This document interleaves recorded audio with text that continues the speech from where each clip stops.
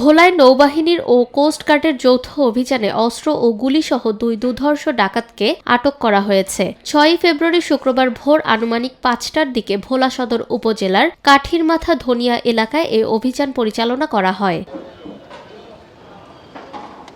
প্রশাসন সূত্রে জানা যায়, যৌথ বাহিনী বিশেষ অভিযান চালিয়ে দুই ডাকাতকে আটক করতে সক্ষম হয়। অভিযানকালে তাদের কাছ থেকে দেশীয় তৈরি ২টি আগ্নেয়াস্ত্র, অত্যাধুনিক আগ্নেয়াস্ত্রের ৯ রাউন্ড গুলি এবং শটগানের ৩ রাউন্ড গুলি উদ্ধার করা হয়। নৌবাহিনী ও কোস্টগার্ড জানায়, আটককৃতরা দীর্ঘদিন ধরে এলাকায় ডাকাতিসহ বিভিন্ন অপরাধমূলক কর্মকাণ্ডের সঙ্গে জড়িত ছিল বলে অভিযোগ রয়েছে। তাদের বিরুদ্ধে আইনানুগত ব্যবস্থা গ্রহণের জন্য ভোলা সদর মডেল থানায় হস্তান্তর করা হয়েছে। আইনশৃঙ্খলা রক্ষায় এ ধরনের অভিযান অব্যাহত থাকবে বলে জানিয়েছে নৌবাহিনীর সংশ্লিষ্ট কর্তৃপক্ষ। নিরপেক্ষ, সত্য প্রকাশে আপোষহীন।